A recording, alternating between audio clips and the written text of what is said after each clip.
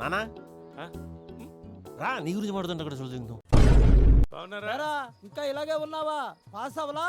ఎరా నువ్వు ఇంకా బతికే ఉన్నావా? చచ్చిపోలా?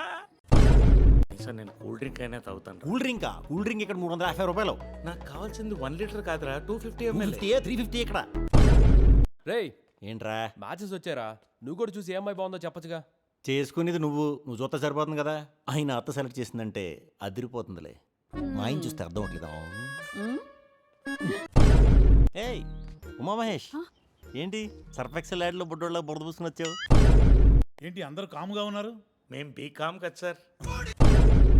ప్రేమించిన అమ్మాయిలతో రాఖీ కట్టించుకోవడం ఏంట్రా? సాటిజం కాకపోతే. నాది శాడిజమా?